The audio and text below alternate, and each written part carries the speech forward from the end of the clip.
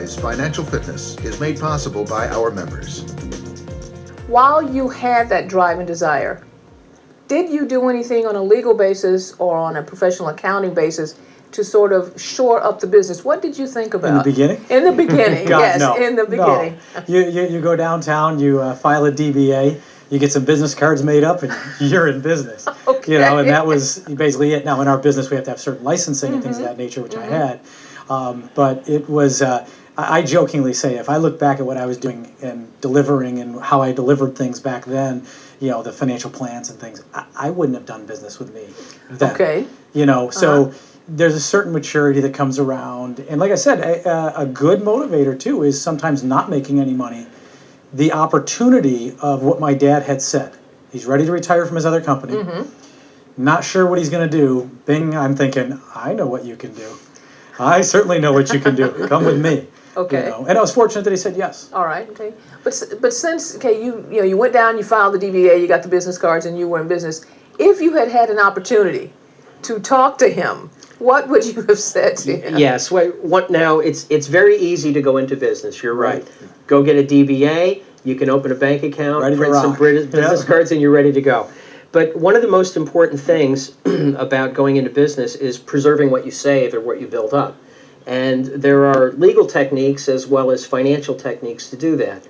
And one of the most important ones is setting up a corporate entity, a business entity of some sort, to shield your personal wealth and your personal assets from liabilities you may incur running your business. And the two most common legal entities are the corporation and now the limited liability company.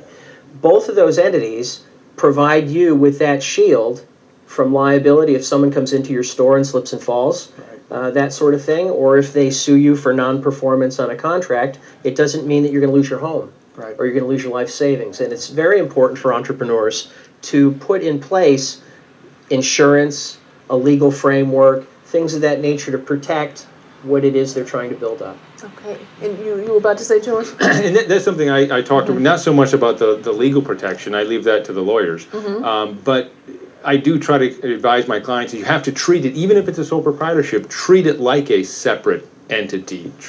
Have a separate checking account. Open it up. Don't put your personal expenses in with your business expenses. Separate them. I always say to my clients, treat it like an unpopular relative. Track all the money going in or out.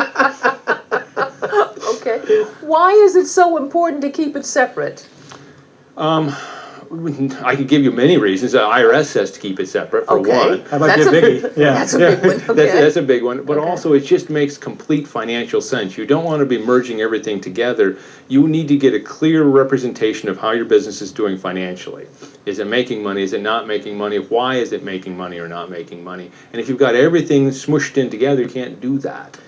Well, and there's also a legal reason for it as well, and that is there's a concept that people may have heard of and may not be familiar with, and it's called piercing the corporate veil. We might have heard those phrases somewhere along the way.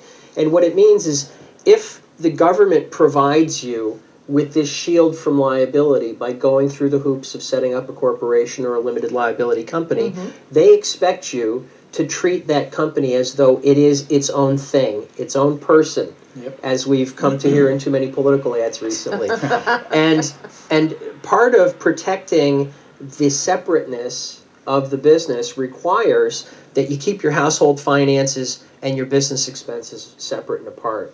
Because if you're using your business checking account when you're a little short to cover your mortgage payment or to put new tires on your car, well, if something bad happens to your business, people may come and look at that and say, he or she is not really treating this as a separate entity or a separate business. This is really just part of your overall finances, and so it's you personally who's liable for the loss. Okay. And the IRS can also do that too. If they feel you're not using the entity properly, they can look at your personal assets and open up.